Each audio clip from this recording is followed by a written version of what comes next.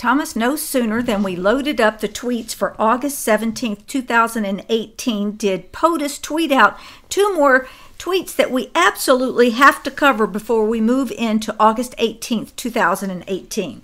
I'm ready, Betsy. Okay. I'm going to read these together since it has the ... dots. And if any of you want to follow along, read the tweets, you can do that by clicking on the link in the description box under the YouTube video. Quote, Bruce Orr of DOJ is in legal jeopardy. It's astonishing that he's still employed. Bruce and Nellie Orr's bank account is getting fatter because of the dossier that they are both peddling. He doesn't disclose it under Fed regs. Using your federal office for personal financial gain is a federal gratuity statute violation, bribery statute violation, honest services violation, all major crimes because the DOJ is run by, in big capital letters, the word blank, Jeff Sessions, close quote, Greg Jarrett. And then Trump continues, so when does Mueller do what must be done? Probably never.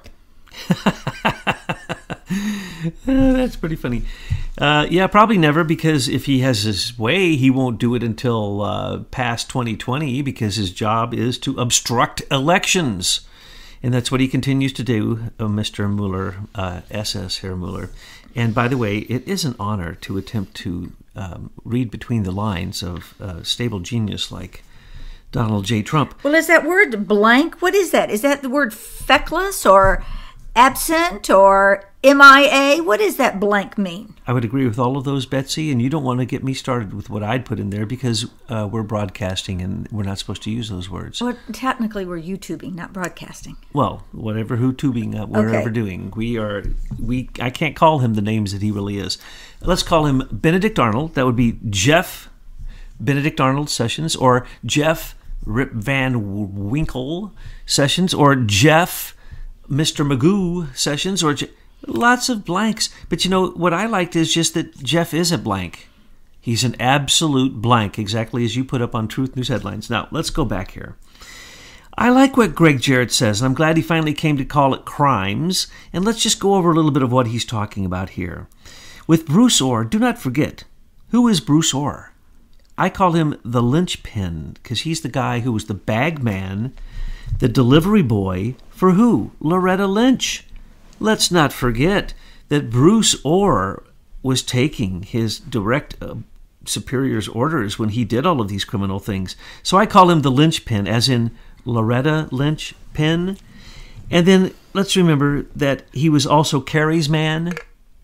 Oh, he was Kerry's man. He made sure that 2,500 Iranians have come into this country that we're now seeing in the news being told that the sleeper cells are about to go off as a threat because we won't be extorted by Iran right now. So, that's really terrible. And he's one of these DOJ SES members that's an attorney. He sits on some special council where he approves big awards for people. Isn't that correct? That's where I'm going next. I'm so sorry. I insult him by calling him the Truth Sessions boss, because Sessions hasn't done anything because he's just a blank, and the SES members tell him what to do. And Bruce Orr is one of the highest SES members, as you pointed out. 500 of the top lawyers in the Department of Justice sit on the final review board for the SES. And when they say, Greg Jarrett says here, that he is enriching himself, yes, Bruce Orr sits on a committee, the final review board, that can give himself an award, presidential award, $35,000 award. You sound like you're from the Ozarks. Himself. It's himself. Himself's. Uh-huh. Yeah. Well, I am from the Ozarks, and I'm proud of it. I've been bit by ticks many a time. So let's remember also that the beautiful Nellie Orr probably received some of the $12 million that Mark Elias, through Perkins Coie, paid to Glenn Simpson's Fusion GPS, where Nellie quit working for the CIA and went over to work for Fusion that was being paid $12 million, and she did most of the work, even though Glenn Simpson's wife wants to brag that Glenn wrote most of the dossier. We know that's not true. Glenn's not very creative. So the beautiful Nellie Orr used her ham radio to tune in to hot news from Russia that she included in the Russian dossier. And I'm sure that she got paid more working for Fusion GPS than she was paid working for the CIA Open Source Works, which she was working for one day before she started working the next day over at Fusion GPS, which is an obstruction machine. It is an election rigging machine. It is a propaganda smear machine. I don't have any nasty enough words for the Fusion GPS, but let's remember, when he uses the word here, as Greg Jarrett uses the word peddling, you said from the beginning, Betsy, that Christopher Steele was selling a copy of that dossier to anybody who'd buy it, and we made jokes about David Kramer bought a copy for McCain, and McCain, of course, made copies of it and passed it out to everyone, which we now find out actually he did. So you were right about that. And his other man, his step-and-fetch-it man, Henry Kramer, took a... isn't that Kerner? Kerner, sorry, Henry Kerner, Kerner. He took it straight to Dianne Feinstein's and Marco Rubio's and think about now, Dianne Feinstein, she's got the Chinese spy with her for 20 years, but I have to ask you something. Bruce Orr is Asian. We see that in his pictures. Is there any remote possibility that he's in his position because of some Chinese connection himself? I mean, how does a guy like Bruce Orr, not because he's Asian, but just because he's kind of like, who is this guy? Where did he come from that he holds a position in the senior executive services where he's really telling Sessions what to do? And we know that the people in senior executive service don't have to do the same background checks that everybody else is. They can actually be foreigners that hold these positions. So who is Bruce Orr? Well, that's a very, very good point.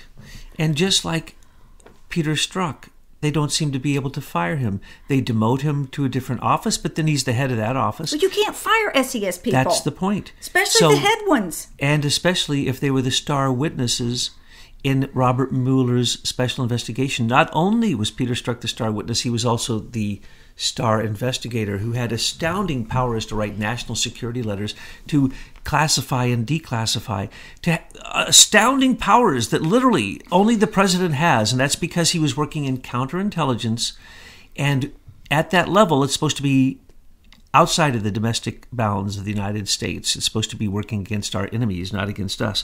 So Christopher Steele was peddling along with, and I like it because it's a kind of a funny joke, Bruce Orr, because how did Bruce Orr enrich himself? By the ways we just mentioned.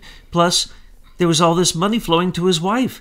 And let's remember, John Brennan is the head of the CIA, where beautiful Nellie Orr worked in Open Source Works, and then from one day to the next went to work for Fusion. But that didn't bother John Brennan because he was part of the whole thing too. He knew everything that Fusion was doing because he knew full well that the Fusion dossier through Christopher Steele, the dirty dossier, was in fact used to attempt to get a FISA warrant early on to go after Carter Page and the Trump team in the spring, long before he attempted to get his international FISA warrant, which he got, I believe.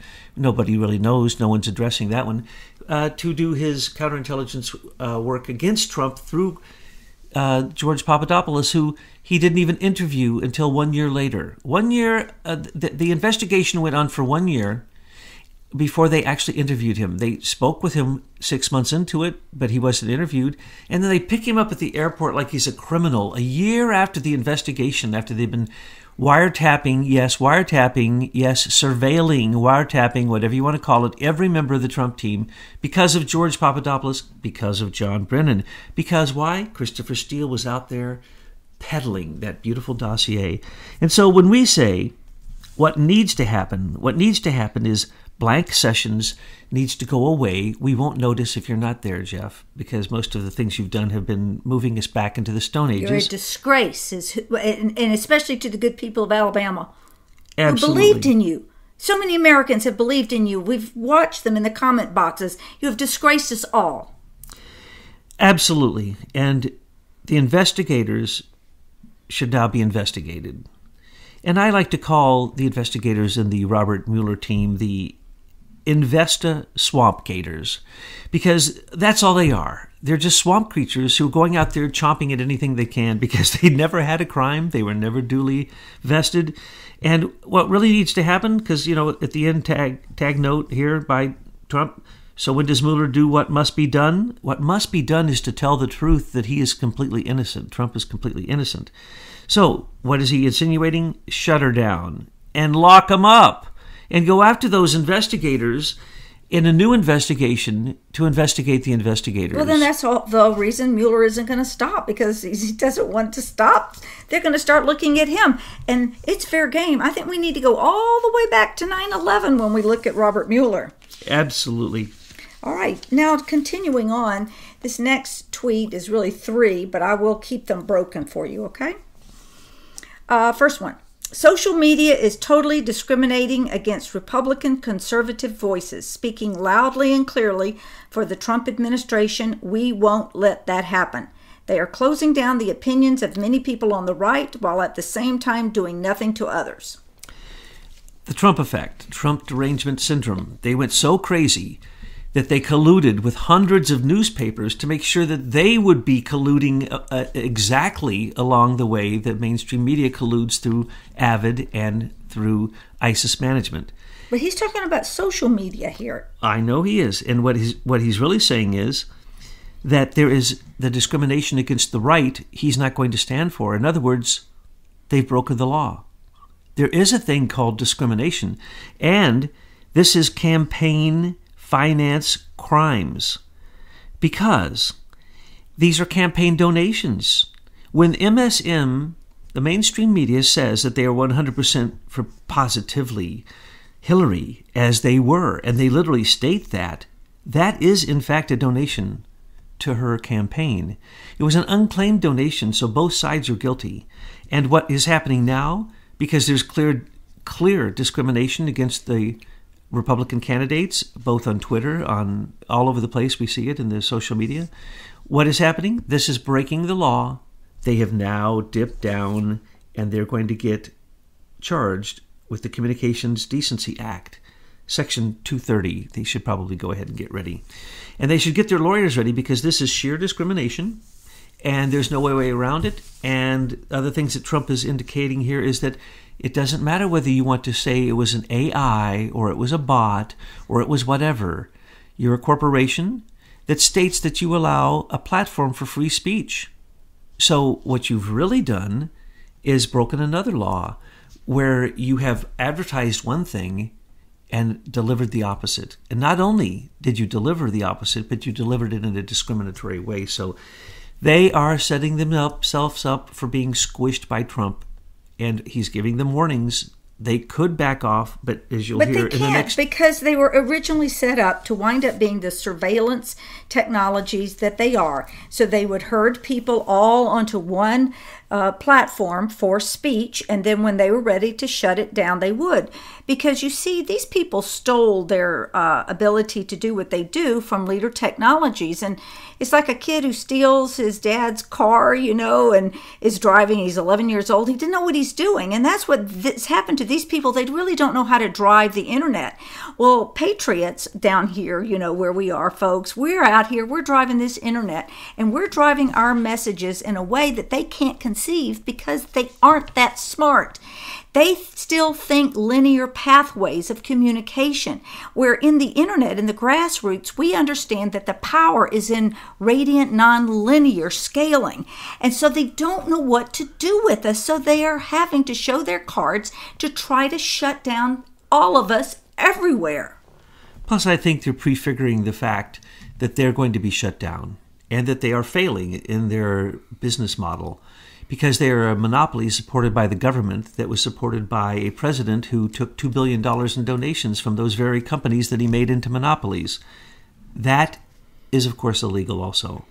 So if you look at and it makes me laugh because I predicted this, and now the Democrats are in the situation that they can't get records out of the Obama administration because they can't actually get to the president's library because it doesn't exist anywhere. It's in abeyance. It doesn't really exist. So the National Register can't really respond. So what did they do? They knew this. The Democrats knew this, so they hired 50 lawyers to go get the records from a place that nobody knows where they are. 50 probably Democrat lawyers went and got 200,000 pages for Kavanaugh's Supreme Court confirmation to try to stop him. So at the moment that they need the records from Obama, they just hire so many lawyers. Okay, why didn't they hire 50 lawyers to go after Imran Awan? Why didn't they hire 50 lawyers to go after John Brennan and his leaks that are on the news network that he works for as he enriches himself with what was his continuing top secret security clearance, along with James Clapper, along with Susan Rice, along with Comey, along with many of them. They are using their inside intelligence information for enrichment, and that's what was said earlier about Bruce Orr, but it's also true about these criminal intelligence officers who should know better because they signed top secret security agreements that stated that if they do this, they go to jail for a long, long time. Well, continuing on with that tweet, censorship is a very dangerous thing and absolutely impossible to police. If you are weeding out fake news, there is nothing so fake as CNN, MSNBC, and yet I do not ask that their sick behavior be removed. I get used to it and watch it with a grain of salt or don't watch it at all. Yeah, I think grain of salt, I think what he really meant to say was a very large bag of salt, and he doesn't watch it at all because it's disgusting and he knows it's subliminal programming. But you get used to it because what he's saying here is y'all get hypnotized if you watch it. So you get used to it, and then you just basically say, well, it's fake news, it's a lie, 97% is fake, and it's all untruth, and that's the way that it is. But I don't have anything else to watch, and I don't want to turn it off. Well, folks, turn it off. And what he means here by censorship is dangerous. That means it is criminal in this case, and dangerous because it then becomes an enemy of the state. It then becomes treacherous. It becomes seditious. It becomes simply the control mechanism of the corporate military warlord industrial manipulation of our currencies and our lives and our everything about us is all controlled through corporations in America until the presidency of Donald Trump. Well, that was what their plan was. And if Hillary had been elected, we would not be speaking about this today. It would have all been closed up. So he says weeding out. So what he's pointing at here, if you are weeding out fake news, then you'd have to get rid of the real fake news. No, we're using what? As he says here, it's absolutely impossible to police. Because why? The corporations have a different sense of what they think free speech is, what truth is, what the far right is, what the far left is, and what the agenda should be. So that's what they say on the surface with all of their virtue signaling. What is really going on, direct manipulation. They're upset that there aren't wars going on, right? Why aren't we bombing more of Syria? How come we got out of Afghanistan? That war could have gone on. It's supposed to have gone on forever. How come we're not bombing people in Lebanon? How come we aren't bombing the Palestinians? Why aren't we bombing those North Koreans? Why have we stopped bombing Yemen? Well, why have we? These people are mad. Well, why aren't those bombs dropping? Obama dropped thousands of bombs, 200,000 bombs in the 8 years he was in office. That's been their business model for decades and decades, this globalist military-industrial complex. By bombing countries, they're creating customers to buy the materials that they want to supply. And Reuters, as you've always pointed out, and AP, they're there to keep the bankers' narrative going so that they can continue to keep us in a state of war and fear. And it's game over. Too many people are woke now, Thomas. Yeah, and when he calls it sick behavior, that goes against the Communications Decency Act, Section 230, that they are violating. And so what he's warning them, and he's warning them because he's a good guy and he's honest, that he's going to squish them. But he always warns people before he squishes them. So they could get smart, but they're not going to because, as you said, it's all vested. They have every one of these big globalists has everything vested. Everything is on the line. And if they can't stop Trump, they lose it all. They lose it all. And they're very close. Now, the third part of that long tweet is too many voices are being destroyed, some good and some bad. and that cannot be allowed to happen. Who is making the choices? Because I can already tell you that there are too many mistakes are being made. Let everybody participate, good and bad, and we will all just have to figure it out. There is the law. Let everybody participate, good and bad, and we'll just have to figure it out. And if it's so bad, then we need to take down things like Facebook if they become so evil. Or we need to take down Google's ability to be accessed by everyone. We need to turn it into a public utility where there's no surveillance on it. We need to stop YouTube demonetization and basically discrimination, as he's pointing out. So he's saying who is making the choices? They are wrong choices. And he's not just talking about Mr. You-know-who. He's talking about all of the hundreds of people that have been taken down. I don't know who Mr. You-know-who is. InfoWars. Oh, yeah, well, any of them. But what he's saying is, who's making those choices? He wants us to answer that because he can't quite call that out as the President of the United States. Right. That would be George Soros' money paid to the Atlantic Council, which started the Russia-phobia, and just about 2 months ago basically took over Facebook, and it's called the Digital Forensics Research Laboratory of the Atlantic Council. That would be Dmitry Alperovich, Alexandria Chalupa, and basically George Soros, who donates a huge amount of money to them. And then, of course, the huge amount of money, $1.5 billion, donated to the U.S. Digital Service, which then got turned into the Digital News Initiative, which is basically the truth ministry that is linked with all the corporations. It's not linked with the government. These things I'm telling you about are with corporations. They're not with government. So that's what he's saying. Censorship is dangerous, and who is going to police it? What he's saying is, y'all are making me have to police it. I got plenty to do on my plate, plenty to eat on my plate, and plenty to do on my list. But if I have to do this, I'll do that too. I will take over the social media because it was criminal from the beginning. Plus, they might take down one of POTUS's favorite channels off of alternative independent media, and he ain't going to be happy when that happens. Okay, the next tweet. All of the fools that are so focused on looking only at Russia should start also looking in another direction, China. But in the end, if we are smart, tough, and well prepared, we will get along with everyone. And so I like the word he chose, fools, because the religious definition of that is someone who's severed from the divine, and these are fools. Because they are liars. It is deceitful what they're doing, and it is completely indecent. It is against decency. And he said this again and again. It's disgraceful, it's a lie, it's fake news. It's propaganda, folks. So, what is he saying to them? That he is smart, that he's tough, and that he couldn't be well prepared because he went into these trade deals with China and others having to carry the dead weight of the previous past presidents and the asleep at the wheel Congress. So what is he saying is, after all these initial deals are done, he will be well prepared, and it is going to rocket in the future for American greatness and success. And all they need to do is back off and give him the chance to be smart and tough. If they try to interfere, as they have tried again and again, oh, we have to stop Trump from these deals. No. The deals are making us more money than anybody could have ever imagined. It's beyond imagination, folks.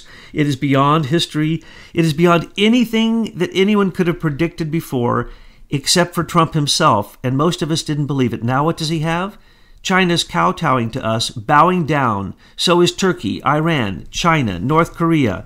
And Iran, go ahead. Buy some oil. Sell some oil to China. I dare you. Iran, please, sell some oil to China. And China, go ahead, buy some oil from Iran while the sanctions are on them.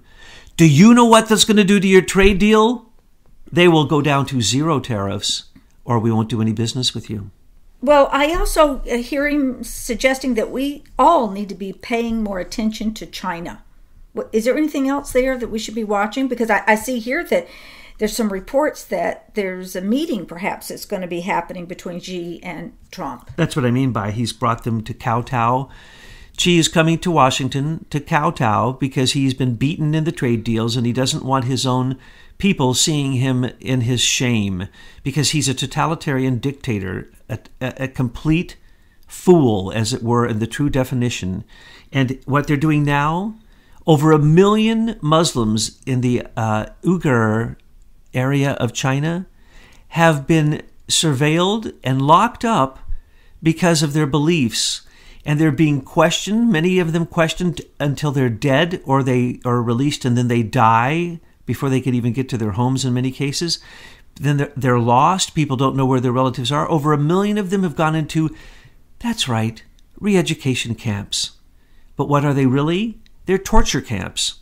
And they're trying to kill the Muslims as their solution to how they're going to deal with Islamic fascism.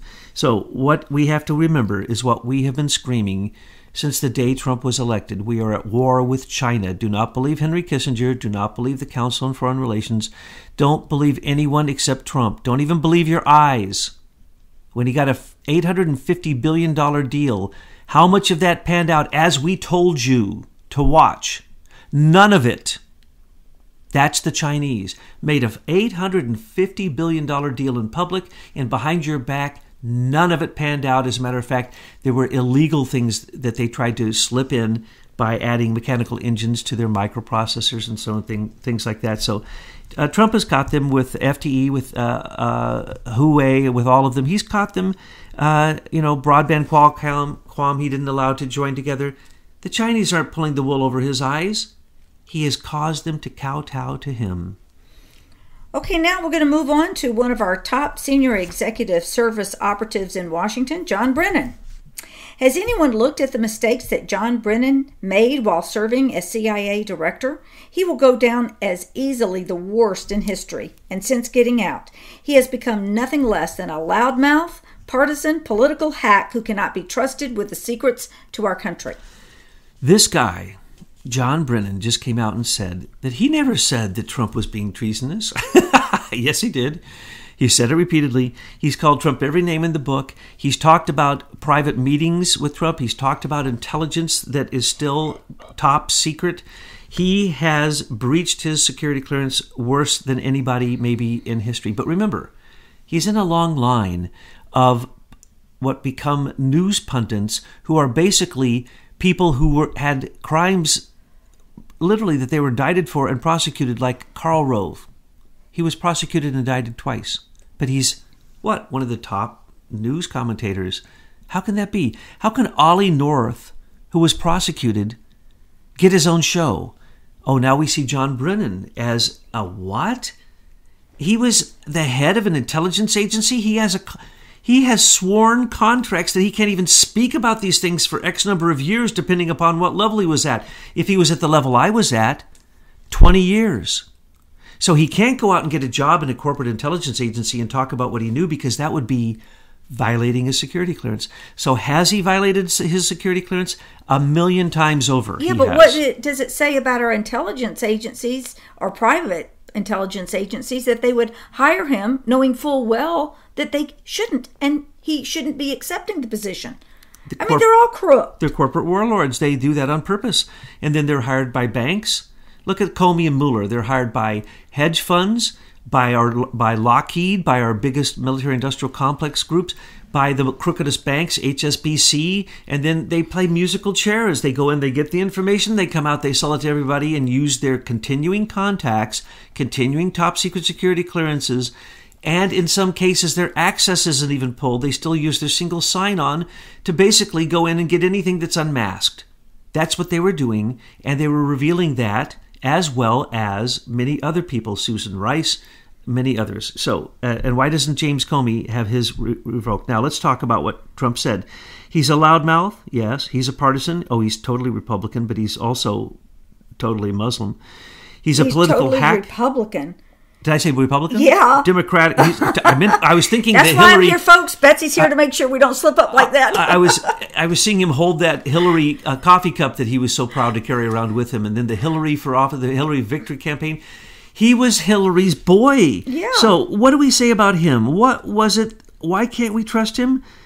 Why was he the worst in history? Because he went back and rewrote all the books in the CIA to say there was no such thing as radical Islamic terrorists. Go back and read about it, folks. He literally endorsed them and said that they were completely justified in killing people who made fun of Muhammad or in any way didn't want to be a Muslim.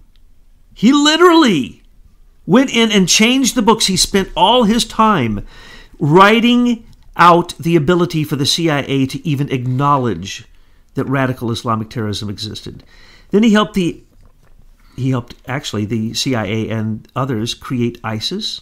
Don't forget that. He created ISIL, and he gave tremendous support to Al-Qaeda throughout the entire world. He helped Susan Rice, Obama, and Hillary kill 4.5 million Sudanese for oil. Let's remember, what does the CIA exist for? To protect U.S. corporations overseas. That's it.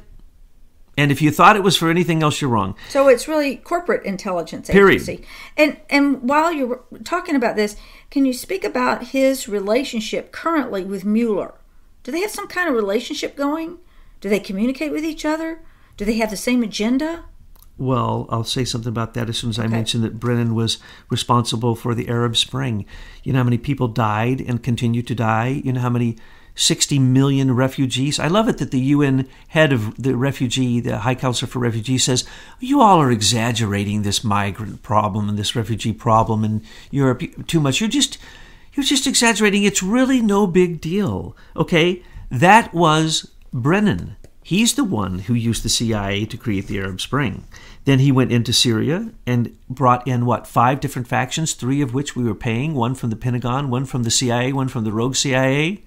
And then let's not forget Brennan's part in Syria, Iran, Iraq, Afghanistan.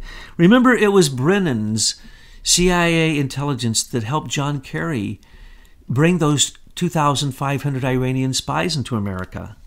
I think we should ask John Brennan to tell us on CNN who they are, because he's told every other secret that he knows. So why shouldn't he tell us who it was that he literally, physically helped bring in 2,500 Iranian spies, and was undoubtedly paid under the table for that. So do not think that Paul Manafort's the only person who has offshore accounts. John Podesta and Tony Podesta got the same amount of money and put it in the same offshore bank, and they didn't get prosecuted. As a matter of fact, they got shuffled off to the Southern District of New York so that their case, after they were given full immunity for everything they were questioned about, which is the very crimes of Russian collusion that Robert Mueller should have prosecuted them for, he gave them immunity for.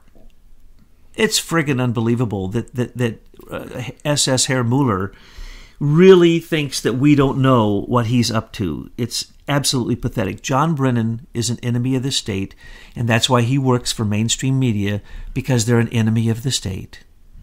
And about Brennan and Mueller? Oh, Brennan and Mueller. Have they got anything going on here that we maybe aren't aware of? Well, here's what happened, okay? Now, I haven't said this before, Betsy, so I'm going to go ahead and just tell it the way that it is, all right? Well, that's why I'm here to ask the tough questions. All right. When Hillary told the weaponized Obama administration that studies showed that her weakest point was her uranium-1 connection, which of course John Brennan should have stopped because it was Russian spies in America, 10 of them that Andrew McCabe covered up for, but Andrew McCabe isn't in the counterintelligence department of the FBI, so therefore he was only there to help those 10 spies and help 10M, the company basically directly owned by Russia that was stealing our uranium ore and refining it in our uranium refinement plants, and then ripping us off, gouging, threatening, probably killing, we don't really know how much, and ripping us off, selling it back to us in our own nuclear power plants, and then stealing it and taking it out through Windsor under another company and shipping it to, that's right, that's Windsor, Iran. Canada. Yes, with Canada, through Iran. They sold it to Iran, to Syria, to all of our enemies. And that was being covered up by Robert Mueller, Andrew McCabe at the time. For literally 10 years they covered this up, and John Brennan knew about it completely. So they had to have distance.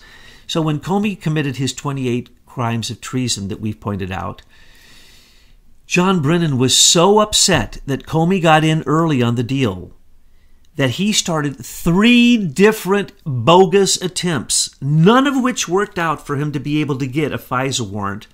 So he just opened in July of 2016 his own illegal CIA counterintelligence operation against an election. Oh, against the candidate that he didn't like, by the way. And then he used, and he literally, we know from Nunes, there was no intelligence that he had to do that. And then we found out that, it was a telephone call that he was told about that said that there was a PP video on Trump circulating in Europe. So he spent hundreds of thousands of dollars sending every person he could into Europe to look for that. So we're talking about 3 or 4 or 5 attempts that nobody's really gone into that John Brennan did to try to outdo Comey to get rid of that Trump long before the election. And that's who John Brennan really is. Now, there was an argument going on because Comey had gotten himself so deep after he had announced that Hillary was innocent, he knew that was the end of his career. So they set him up, and he perjured himself 3 times in testimony so that he could plea bargain down to a lesser crime when all of his other crimes came out. We already told everybody that. It's just perjury. Insane. But then in the end... Commit treason, but settle on perjury. But now he has immunity. So he doesn't get even perjury charges. Okay. That's the reason Comey... Keep going. So Mueller... Comey, when he saw that he was being exposed, that stepped up John Brennan's activity. Remember, the day after, Peter Strzok, with the help of Andrew McCabe and Comey and the whole Comey bunk buddies, which is that whole group we've named, and working with the interagency group that was led by Peter Strzok with the CIA's help, all illegal. Then the very next day that group exonerated Hillary, though she was not named in the mid-year exam matter. It was never an investigation. She was never examined. They never looked at the evidence, and they didn't even look at Huma's evidence, which they found out later. They just ignored that laptop. 700,000 more. All the missing 33,000 emails were at Huma's computer. So, and the FBI has all of that, okay? So what was happening? Brennan thought that Comey was screwing up so bad that he stuck his neck out and started the Crossfire Hurricane official investigation without any intelligence, which was 100% illegal, to frame George Papadopoulos, Sam Clovis, Carter Page, and others through CIA agents, Stephen Halper, and now we're seeing that a CIA, FBI agent came out and said, a whistleblower, that he turned in the agency for paying Stephen Halper bogus amounts of money for work that he never did. Well, that was because that was Brennan doing the frame-up job for George Papadopoulos because he thought that Comey's frame-up of Michael Cohen, Comey's Russian dossier, Comey's Felix Sater frame-ups, his Franklin Foer Slate news agency frame-up with the Trump Tower computer, the Donald Jr. Natalie Veselnitskaya meeting in Trump Towers, wiring Trump Towers with British General Communications headquarters agreement with Robert Hannigan out of Fort Meade, Maryland, you see. So Brennan started doing those things. He started doing his own Comey setups. And he did a terrible job of it. And then he came before the testimony of Congress and lied and lied and lied. But we now know it's come back to the fact that he came and told the Gang of 8, each one of them, and Harry Reid told a big whopping story because he was just really getting started with this story with, I could go into the details. But anyway, he was just getting started. So Harry Reid, it's now come out that it was John Brennan who lied to Harry Reid about the dossier that basically said, yeah, go with the dossier, take it to the Senate Intelligence Committee, take it to the State Department, take it to the Department of Justice, everybody go with it. And they all did. And with Obama's direct order, he told them to go with it, and they unmasked everybody, and they allowed NSA raw material to be released to everyone because the FISA court had said the NSA raw material needed to be stopped being released because it was in fantastic domestic and international violations. So Brennan's trail may be worse than Comey's. It's just that Comey committed like 28 crimes of treason, and Brennan committed maybe 5 major crimes of treason that we know and we already have the evidence on. Hey, but you don't know this yet because you haven't read tomorrow's Truth News headlines. I'm putting it together now.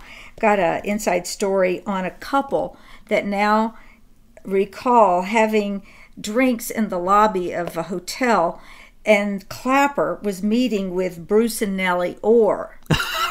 And they saved receipts and everything. Yeah, isn't that great? So I'm putting that article in the link, you guys, if you go into the description box so you can see it. And the other thing that's new on the horizon, and I haven't drilled down on it too far yet, but Mueller is now saying that it's Papadopoulos' fault for all of this because he lied, and that kept him from getting to the Russians sooner. Okay, don't laugh too hard. Oh my gosh. They're falling apart. They don't know which way to turn. Well, when Comey fell apart, after thinking that he could come out and, as always, just pronounce justice without any questions, without being questioned, because he then says national security or nothing's going on here, or he makes his pronouncement for the Department of Justice. The FBI makes the pronouncement for the Department of Justice. What he really didn't tell us was the truth. There was no investigation. Hillary was innocent before she was even chatted with. You have Jeff Sessions, who's sitting in committees allowing all this stuff to go by. Sure, check in the box. Yeah, let him do it. Oh, yes. Well, remember, Bruce Orr is Jeff Sessions' boss. So, Comey, when he screwed up so bad that everybody knew he was going to go down because even the Democrats, everybody hated him, right? Especially the Democrats, and they wanted him out. They realized that was his out. So they tried to get Trump to fire him. But before they did that, that was the idea. Who do you think came up with that idea? Not Comey. He's too stupid. That was Robert Mueller's idea. Comey, I want you to get fired, and then we'll get him impeached on obstruction of justice. And so what did he do? Comey did everything he could do to get fired. He lied, he cheated, he quoted Trump wrong, he wouldn't tell Trump the truth, he'd never answer whether he was under investigation, he'd tell him privately yes and say publicly no. He lied so many times to get fired. So then he went to his bunk buddy, who works at the New York Times, his lawyer supposedly, and with his institutionalized leak, which literally the guy was on payroll for the FBI to be a leaker, Comey's leaker for the New York Times. He went to him to leak on purpose, as he said in his own words, to get a special counsel appointed. And Jeff Sessions was in on it, and that's when they twisted his arm and said, we have you, Jeff, on the phone talking sanctions with the Russians. And Jeff forgot that he didn't talk sanctions because he's just too old and senile. And so they got Jeff from the beginning, and because he was also part of obscuring Uranium One. Okay? So when you ask this question, I got to answer. So Mueller told Comey what to do, told Comey all along, you're not working hard enough to get fired. You're not working. So when he got fired, that was the signal. He knew the special counsel would be appointed. He'd get immunity, and nobody would get any crimes because special counsel was coming in to cover up the trail of crimes, which we've seen for Bruce Orr with Lisa Page, with Peter Strzok, with Andrew McCabe. The astounding crimes covered up by the special counsel are only equal to the crimes covered up by Michael Horowitz in his fake Inspector General investigation. So Comey and Mueller have been bunk buddies, best friends forever, for longer than anyone can count, literally back to the early 70s. Early 70s, they started stealing patents with Hillary Clinton and Bill Clinton and Rose Law Firm. And do you think any of the Clinton Foundation stuff that just got shipped back to Washington is going to convict Hillary? Who is conducting those investigations? Remember, there were 5. They were all closed by Andrew McCabe. Oh, Andrew McCabe had 5 investigations on him, which none of them seemed to be going anywhere, not even the leak, which was the only thing Michael Horowitz brought forward as an impropriety that needed to possibly be looked into. And again, all these people that you just named are senior executive service, including a name that you mentioned early on, Brett Kavanaugh, which for the life of me, I cannot figure out why in the world anybody nominated him, gave that name to Trump. He and his wife were sitting thick with the Bush administration back when Bush Jr. was running the place, and he is senior executive service. So expect what you inspect and inspect what you expect, folks.